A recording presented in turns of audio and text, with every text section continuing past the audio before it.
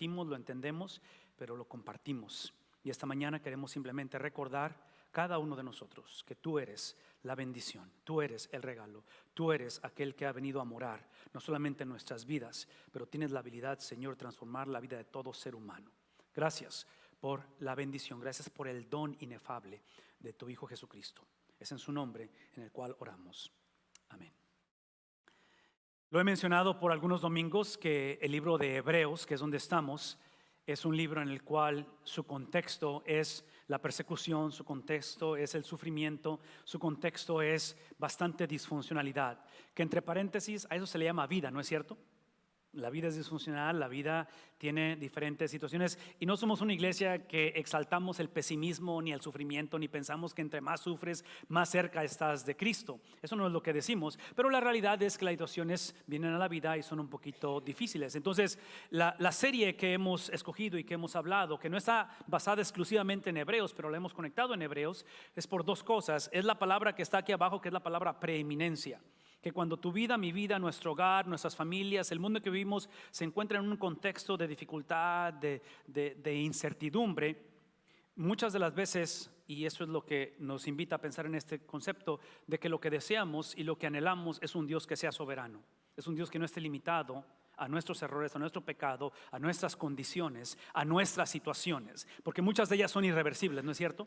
Y hablo de esto porque quiero públicamente agradecerles a todos ustedes la manera en que nos han apoyado como familia. Mamá ha pasado a la presencia de nuestro Dios este viernes por la mañana y ahora ella es, después de 2 años de estar lidiando, batallando, y fue un periodo largo de lidiar con cáncer, y ahora ella ha sido completamente sanada. Ella, en la experiencia de conocer de Cristo, de saber de Cristo, ella está experimentando esa preeminencia en toda su totalidad. Encontrarse con Cristo cara a cara es simplemente reconocer que lo que el hombre necesita es la preeminencia. La palabra preeminencia es el concepto de supremacía, de soberanía, de un Dios que está por encima de todo. Entonces, pensar en la experiencia de salir de esta vida de la tierra y morar ante la presencia de Dios permanentemente es simplemente encontrarse con lo que hemos hablado todo este tiempo, que es su preeminencia. Es el entender que el ser humano fue creado para vivir bajo esa preeminencia, bajo ese Dios soberano. Y otra vez, especialmente en momentos difíciles. En momentos difíciles, por mucho que oramos y deseamos que las circunstancias cambien, y Dios puede cambiar las circunstancias, no estoy diciendo que Dios no las pueda cambiar, pero independientemente de qué es lo que haga Dios, lo que el hombre necesita es un Dios que sea soberano. Y esto lo menciono porque, una vez más, porque el reto, y esto lo vimos la semana pasada, hablando de Hebreos capítulo 10, versículo 1, es que encontramos a una generación en la cual, en medio de en su situación difícil, quebrantamiento, eventualmente van a ser perseguidos, va a haber persecución en la iglesia. Es que el escritor de Hebreos no les promete que la cosa va a cambiar. Lo que les promete es que Dios, Cristo en este caso, es soberano por encima de las circunstancias. Y las circunstancias son estas, donde él describe y dice que la ley es solo una sombra, es una señal de los bienes venideros.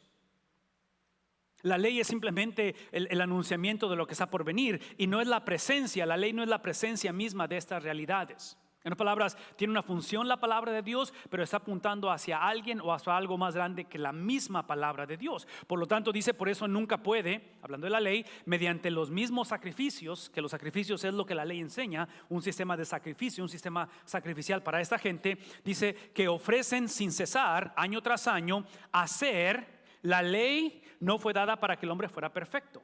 Y es obvio que hemos entendido ahora que sin santidad o sin perfección nadie verá ¿a quién? Al Señor. Entonces, pensar en mamá, pensar en su transición de morir el viernes, y ahora la palabra adoración es simplemente exaltar la preeminencia de Dios. La palabra adoración es simplemente reconocer que yo no soy preeminente, que yo no soy supremo, que yo estoy limitado, que aun cuando la persona está en el cielo, porque es el caso de mamá, mamá no ha cesado de existir. El ser humano nunca cesa de existir. La muerte no es el que cese la persona de existir, es simplemente que por primera vez mamá tiene la habilidad de poder adorar la preeminencia de Cristo sin las limitaciones del pecado. Esa es la única diferencia. Bueno, y muchas otras cosas, pero es una de las más importantes. Y cuando digo pecado, porque eso es lo que hemos hablado y hemos tratado de enseñar por mucho tiempo es que esta palabra de adoración o de preeminencia es algo nato en nosotros, está puesto en nosotros. Pero escuchen esto, a raíz de Génesis capítulo 3, trágicamente el hombre, el ser humano, tú y yo, hicimos esto simplemente que adoramos ¿a quién? A nosotros mismos. Y esa es la rebeldía del hombre, es el problema del ser humano, ¿no es cierto? Entonces nacemos separados de Dios, nacemos muertos en pecado, porque nuestra tendencia, la adoración es inevitable. Todos vamos a adorar a algo o a alguien.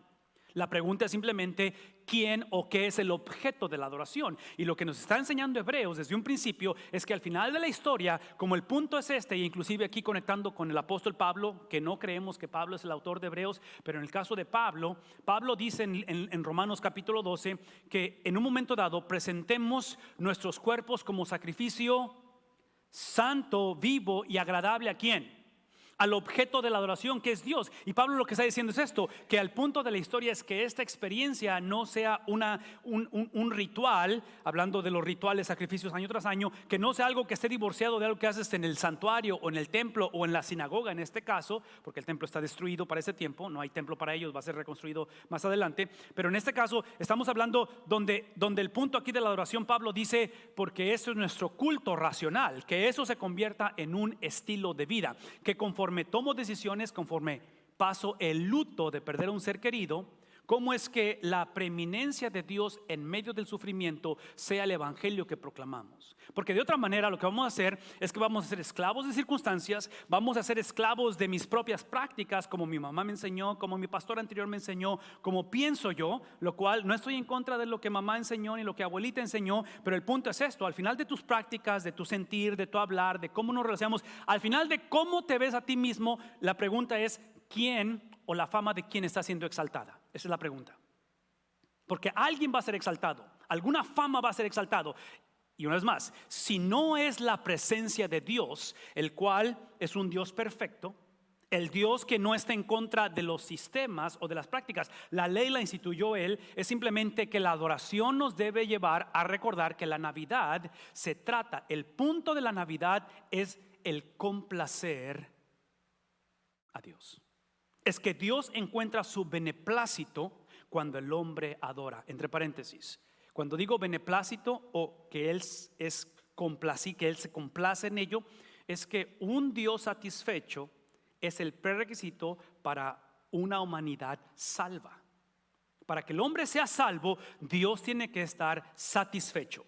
Si Dios, si sus requisitos, si su manera de lo que Él estableció y su carácter no ha sido otra vez complacido, satisfecho, el hombre no puede ser salvo. ¿Por qué? Porque eso implica que si Dios no está siendo, otra vez, no vive en ese sentir de ser satisfecho, es que el hombre va a querer satisfacerse a sí mismo. Y yo no sé si ustedes han vivido en esta vida lo suficiente, en mi caso ya lo he vivido a mis 47 años.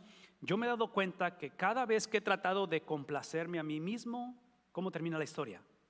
No solamente lastimándome a mí mismo porque termino frustrado, termino enojado conmigo mismo, pero eventualmente lastimo a los que más amo.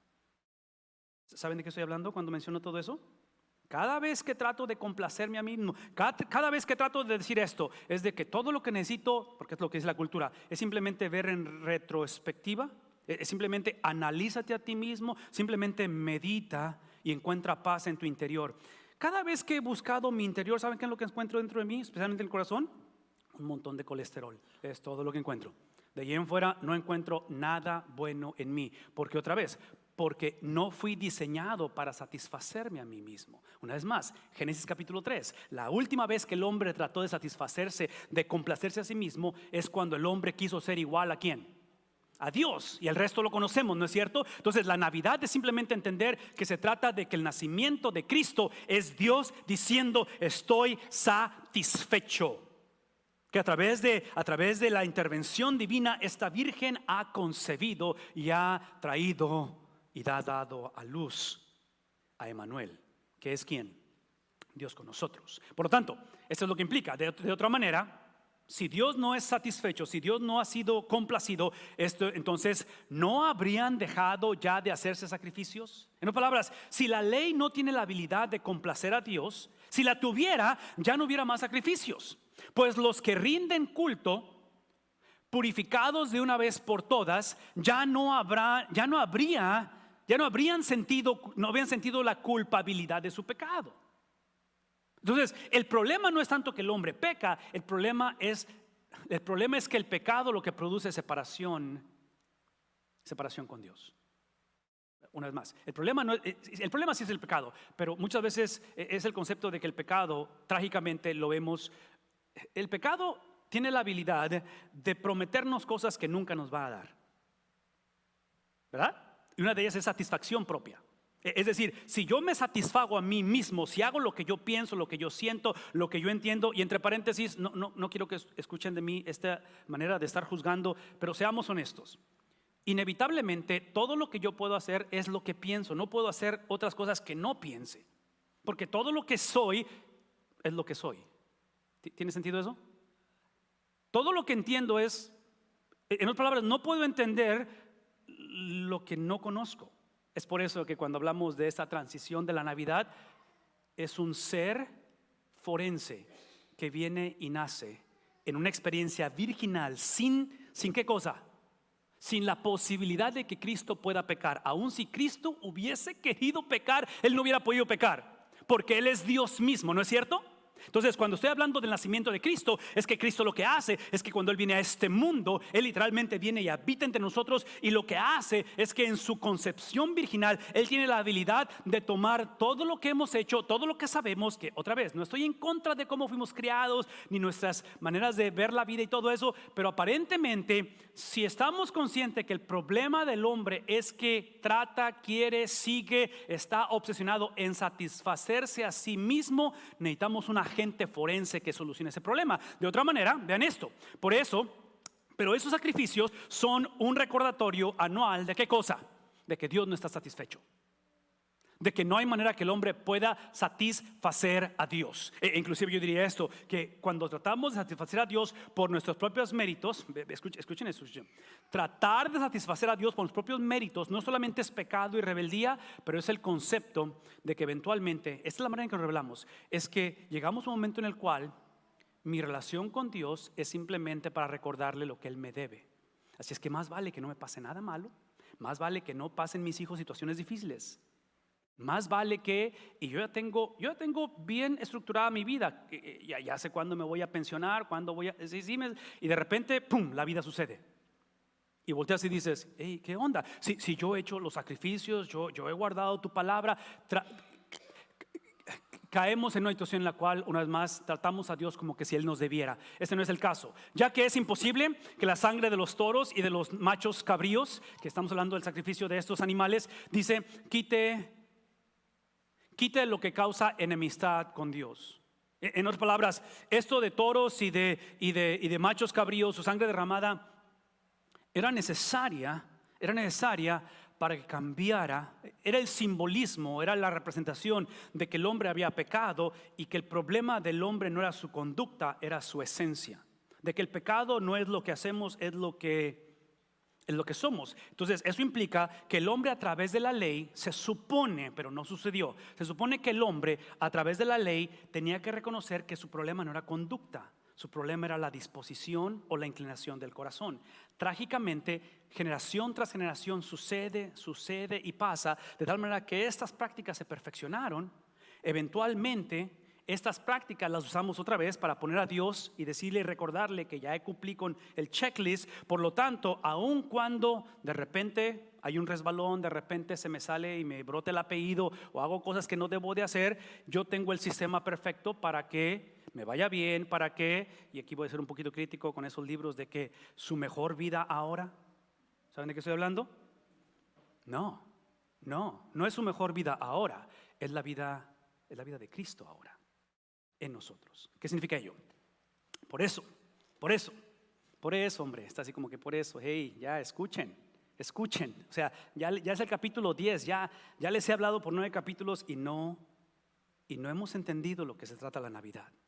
En otras palabras, si ya les expliqué que el problema del hombre no es tanto que no le importa traer el beneplácito de Dios, pero el hombre trata de satisfacerse a sí mismo, que es el problema de la humanidad.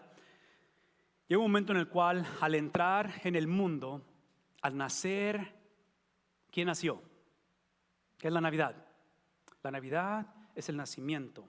La Navidad es simplemente Dios diciendo: la ley es la perfección porque yo soy perfecto, yo soy santo, sed santos porque yo soy. Sin santidad nadie verá al Señor. Entonces la ley está diciendo: yo soy el Dios que demando justicia.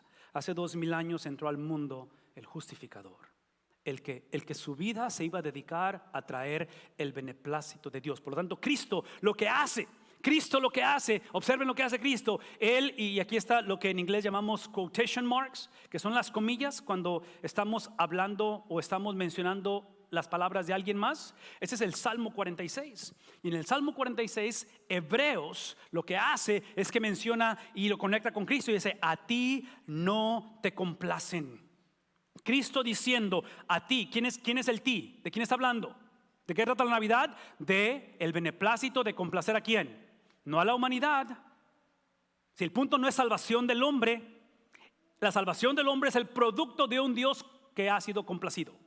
Por lo tanto dice: a ti no te complacen sacrificios ni ofrendas. ¿Qué es el punto? Ese es el punto. El punto simplemente es esto: es de que la razón que a Dios no le trajo placentero, no fue placentero el sistema sacrificial, el sistema de los judíos, no es porque el sistema era malo en sí. El problema es porque solamente les produjo ¿qué cosa? Poner el pueblo de Dios en la misma condición que estaba Adán antes de pecar. En otras palabras, la condición del hombre era tan deplorable que lo que perdimos en el huerto fue la condición. Adán vivía en un contexto de inocencia antes de pecar. Adán era inocente, el pecado todavía no entraba a la humanidad. Entonces el sistema sacrificial, el sistema de los judíos solamente producía perdón. Por eso es que no trae esa satisfacción al Padre o a Dios. Observen esto. El problema es que Dios, cuando Él dio la ley, Dios la dio no para que el hombre encontrara perdón solamente. Ese es el principio. Pero es para que el hombre transformara su estilo de vida. Porque un corazón perdonado, un corazón que trae placer al corazón de Dios, es un corazón que eventualmente el corazón, hablando de lo que es el epicentro de las emociones, de los pensamientos, se encarna o se cristaliza en un estilo de vida, en una actitud. Y el problema de esta gente hace 2000 años, el problema de esta gente en estas sinagogas que está hablando Hebreos, es que tenían el sistema correcto divorciado con un estilo de vida. Por favor, escuchen lo que estoy por decir. Este estilo de vida no es una mejor versión de ti y de mí. Este estilo de vida es el estilo de vida de un carpintero que nació en un pesebre.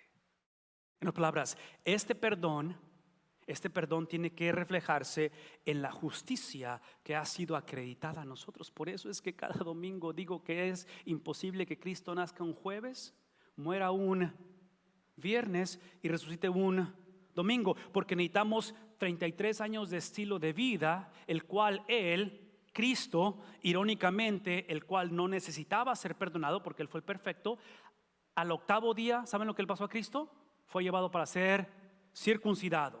Eventualmente, al iniciar su ministerio, va ante su primo, básicamente Juan el Bautista, y le dice: bautízame. ¿Necesitaba Cristo ser perdonado? No. Cristo lo que hizo es que lleva estas prácticas del sistema para recordarle a la gente que Él no vino a abolir el sistema. Él no vino a destruir el sistema, Él vino a cumplir el sistema, porque el sistema lo que hizo fue diseñado para cambiar el estilo de vida. Entre paréntesis, ¿cuál es el estilo de vida? No tiene chiste esto. El estilo de vida es el sistema, es la perfección de Dios puesta en medio de nosotros. Por eso es que cuando oramos y decimos ¿cuál será la voluntad de Dios? Entiendo, y porque la Biblia no te da los detalles que queremos en la Biblia que nos dé, pero este es el punto. La voluntad de Dios son 33 años de perspectiva, de actitud, de sentir, de la mente de ¿quién? Del recién nacido rey. Por lo tanto, es que ahí entendemos que Cristo lo que hace es que nos da su justicia, y esa justicia lo que hace es que nos recuerda que la venida de Cristo no es para salvar al hombre, la venida de Cristo es para complacer al Padre. Y cuando el Padre es satisfecho, el hombre es salvo. Entonces, si tú quieres ser salvo, tienes que poner tu confianza ¿en quién?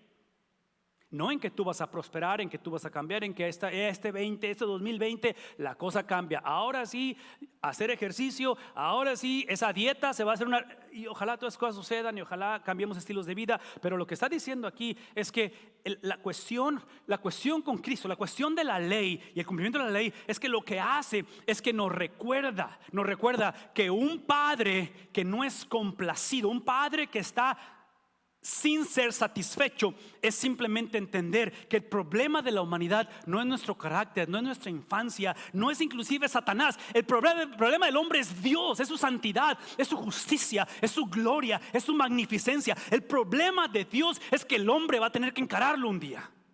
Y si no hemos puesto nuestra confianza en aquel que llenó todos los requisitos para que el Padre fuera satisfecho, estamos en un problema serio. Por eso es que parte de los textos que he recibido este fin de semana de las personas que vieron, que caminaron, que conocen de cerca a mamá, y cuando vieron su experiencia de su sufrimiento con ese cáncer, a mamá algo le describió, algo le caracterizó en estos últimos 2 años de sufrimiento.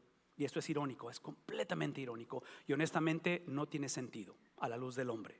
Es de que ella vivió una vida en la cual ella sabía que Cristo ya había complacido al Padre y que no hay nada, ella no le podía agregar nada a su salvación.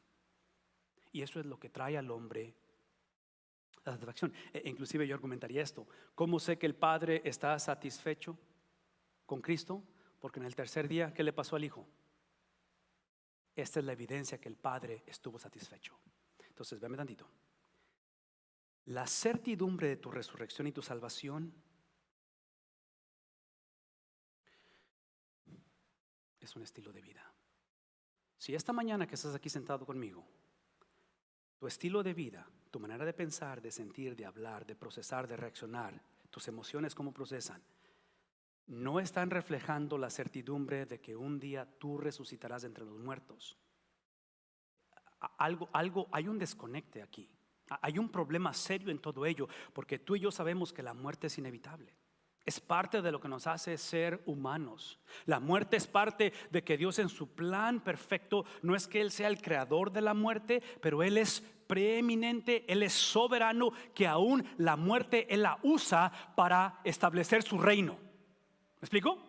Él usa la muerte para demostrar que ni aún el mismo infierno ni Satanás iban a detener sus planes de perfección, sus planes donde Él fuera proclamado como el soberano sobre las naciones. Por lo tanto, es la resurrección de Jesús la que hace que recordemos que el punto de la historia es un Dios que ha sido complacido, un Dios que ha sido satisfecho. Es ahí donde entendemos Lucas capítulo 2 versículo 14, que si regresan el martes lo vamos a expandir esto un poquito más. Pero vean lo que sucede cuando Dios es satisfecho. Cuando Dios es satisfecho implica que Dios es, ¿qué cosa? Una vez más, vean tantito. En tu vida de 14, 28, 70, los años que tengas, esta palabra en tu vida va a existir inevitablemente. Alguien va a recibir la gloria. El seguir a Jesús es simplemente tomar esto que es glorificar y ponerlo a Él como el objeto de la glorificación. En otras palabras, este versículo, hay 2 maneras de hacerlo: gloria a mí en las alturas, y más vale que pienses como yo, sientes como yo, actúes, ¿sí me explico? O gloria a Dios en las alturas. La invitación esta mañana es que glorifiquemos a Dios, porque cuando Él es glorificado, ¿qué es el producto? No es una mejor tierra. El producto no es una mejor condición. El producto no es que simplemente tendremos la mejor vida posible. Eso no es el producto. ¿Saben qué es el producto de la gloria de Dios? Es paz en medio de la tragedia, en medio de la desolación, en medio de lo irreversible. Y no tengo otra manera de explicar esto otra vez, porque viendo la situación de mamá, viendo la manera en que ella procesó su vida, sus últimos años, sus últimos meses, sus últimos días, fue siempre el hecho de cada ocasión que estuve sentado con ella, cada día que hablaba con ella, todo lo que hacía, todo lo que me recordaba, todo lo que me decía era: predica el evangelio. Estaba recitando y memorizando los salmos que desde niña aprendió, y obviamente mamá, porque creció en la iglesia, los himnos, cantando himnos, cantando himnos y cantando himnos y cantando cantaba más himnos y me sorprendía que recordaba tantos himnos, porque los himnos tienen muchas palabras y son largos, no son como los cantos de hoy en día, que son 3 oraciones repetidas 15 veces. Nada en contra de los cantos, pero los himnos son un poquito diferentes. Y la razón que menciono todo esto es porque lo que descubrí, lo que conocí en medio de todo ello, es simplemente que ella experimentó esta palabra. No porque la tierra era mejor, o porque dejó un mejor mundo, o porque la cosa iba a cambiar, o porque esto, es simplemente porque esto toma precedencia, preeminencia sobre la condición de la tierra. Por lo tanto, Lucas dice, cuando traes gloria a Dios en las alturas, ¿qué es lo que pasa? Hay paz. Esa paz está reflejada de esto, está reflejada en que, observen esto, en de que Dios no es complacido, no se complace en los sacrificios, sino que ahora, observen esto, me preparaste, Cristo hablando, ¿qué cosa? En las palabras, esta palabra para nosotros, cuando glorificamos a Dios, esta palabra, una vez más, esta palabra yo la escribiría con P mayúscula, porque de acuerdo a lo que está diciendo Hebreos, cuando Cristo recibe un cuerpo, la paz para el cristiano es una persona. La paz no es simplemente la transición a una mejor etapa, y otra vez, muchos de ustedes me lo han dicho y la gente me lo va a seguir diciendo ese día. Cuando me ven me dicen, sentimos mucho la pérdida de mamá, pero ella está en un mejor lugar. Y yo sé que están implicando un mejor lugar en ese sentido, pero sí es un lugar el cielo, pero el cielo es más que un lugar, es una persona. ¿A dónde vamos al cerrar nuestros ojos en este mundo y abrirlos a una eternidad? Es una persona. Entonces, cuando hablamos de la gloria de Dios en las alturas, es simplemente que Cristo está diciendo, tú me preparaste, ¿qué cosa? Porque en un momento dado, otra vez, no te complaces en sacrificios ni ofrendas, pero a través de que tú seas, otra vez, satisfecho, Cristo está diciendo, este cuerpo se va a convertir en ¿qué cosa? En el sacrificio, y se va a convertir en la... Por eso Pablo en Romanos, ¿qué está diciendo? Está diciendo, vosotros ahora sois sacrificios. ¿Qué tipo de sacrificio? Es un sacrificio vivo, es un sacrificio en el cual literalmente Dios se encuentra beneplácito. Es un sacrificio en el cual entre más das de ti, entre más sacrificas, más se expande la gloria de Dios. Y vean lo que sucede, no te agradaron ni holocaustos ni sacrificios, porque no cambiaron la conducta del ser humano, no cambiaron la esencia del ser humano. Y porque esta generación trágicamente divorció lo que creían de cómo vivían. Lo que en sus mentes, su corazón habían abrazado, no era traducido o conectado en cómo se trataban unos a otros, cómo trataban al forastero, al menesteroso, cómo trataban a la viuda, al huérfano, y eventualmente cómo se trataban a sí mismo. Por eso es que entendemos que esta cuestión es más, porque el punto es que Dios esté agradecido, que Dios esté satisfecho, que a Dios le agrade nuestra vida. Es por eso que esta mañana entendemos que la ley, las prácticas, es la manifestación de la gracia de Dios. En las palabras, esos sacrificios, esos sacrificios que describe el Antiguo Testamento, y el punto de Hebreos es exaltar a Cristo por encima de las prácticas de los levitas, del libro de Levítico, todos esos sistemas sacrificiales. Es que Dios instituyó estas leyes que muchos pueblos alrededor de Israel las tenían, muy similares. Esta diferencia, y ustedes pueden leer esta tarde si gustan, Éxodo capítulo 19, Éxodo capítulo 20, están los 10 mandamientos, y se van a dar cuenta que los mandamientos no fueron dados para que el hombre conectara con Dios. Dios le dice al pueblo de Israel, ustedes son mi pueblo, pero porque son mi pueblo tienen que seguir. Es lo mismo que pasa en el hogar, ¿no es cierto? La obediencia de mis hijos no los hace mis hijos, pero porque son mis hijos tienen que... Entonces, en el mundo ideal, como hijo, el deseo, y en este caso tuve el privilegio de hacerlo, es de que yo no atendía a mamá porque tenía que atenderla, yo atendía a mamá porque pude atenderla, porque fue el privilegio. Entonces, sueñen con un hogar donde los hijos no nos obedecen porque tienen que.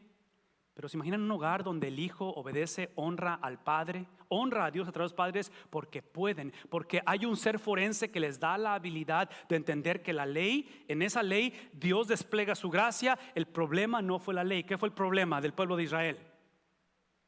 Es de que en medio de la ley ellos la usaron para crear lo que llamamos indulgencia, self-indulgence, self-righteousness, para que yo al cumplir la ley soy mejor que... Yo les hago un favor a ustedes con estar con ustedes y hablarles de la... ¿No es como actuamos típicamente? Cuando nos movemos de literalmente amar al prójimo y convenencieramente ahora nos toleramos unos a otros. Cuando simplemente lo que hacemos es que otra vez pensamos que somos literalmente, somos el regalo más grande de Dios para la humanidad. No actuamos de esa manera. Sí, es por eso que lo he dicho muchas veces y lo digo una vez más. Cuidemos de que si es nuestros hijos, si son nuestros nietos, si es nuestro matrimonio, como no tenemos control de que ellos acepten la gracia de Dios, esa es la obra del Espíritu Santo. Asegurémonos que si por alguna razón la rechazan o la aceptan, que rechacen la gracia, no una caricatura de la gracia, no una vida en la cual creemos de labios pero el corazón está literalmente dividido. Es por eso que él simplemente dice, aquí está la respuesta, versículo 7. Es por eso que dije, es por eso que expreso, dice Jesús, aquí yo me convierto en el sacrificio. Cuando María toma a ese bebé, ¿sí? La semana pasada dijimos, Mary, did you know? El canto. ¿Sabías tú que el nacimiento de Cristo, su destino es un madero? No porque los romanos son buenos en la crucifixión y la perfeccionaron, no porque los líderes religiosos van a estar en contra de Cristo y lo estuvieron. El punto de la muerte de Cristo es que a través de la muerte el Padre es Una vez más, porque nuestros hijos y muchos de ustedes se van a encontrar con conversaciones en contra del ateísmo. Y el ateísmo va a usar esto en contra del cristianismo y decir, ¿qué clase de padre, si Dios es padre, Cristo es el hijo, qué clase de padre es aquel que va a sacrificar a su hijo? Bueno, una vez más, tiene sentido siempre y cuando entendamos que el sacrificio de Cristo fue el plan de hacer, ¿qué cosa? Su voluntad.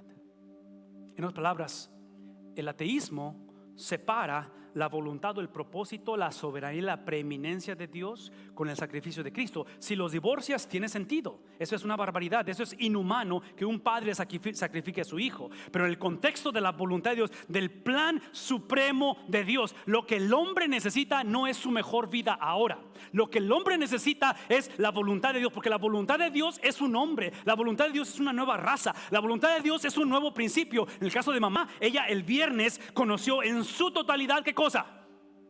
La voluntad de Dios, la expresión del plan perfecto de Dios. Que el plan perfecto de Dios era ¿qué tipo de relación con nosotros? Una relación perfecta, una relación de unidad, una relación en la cual inclusive esa es la razón por qué el cielo es una eternidad, porque para descubrir la voluntad de Dios nos va a llevar una eternidad. ¿Por qué? Porque Dios es tan grande, Dios es tan inmenso, que para conocer el corazón de Dios necesitamos una eternidad. Mi pregunta esta mañana para ti es obvia. Ya saben para dónde va esto. Mañana es el funeral de mamá. Pero si tu funeral fuera programado para el jueves o tal vez el sábado, no lo deseo, porque no traigo muchas ganas de hacer más funerales esta semana.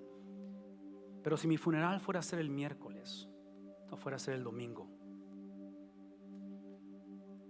tengo esa certeza de saber que Dios ha sido satisfecho, de que Dios encuentra beneplácito no por lo que he hecho, pero es porque he puesto mi confianza en la certidumbre, en la confiabilidad de Cristo.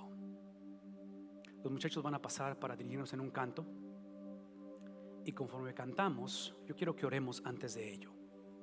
Antes de cantar, vamos a cantar ahorita, pero quiero que oremos. Quiero darte la oportunidad esta mañana de que si nunca te has preocupado o te has preguntado si Dios está satisfecho con tu vida, este es el día de encontrar satisfacción en el Dios que a través de Cristo todos sus requisitos han sido cumplidos.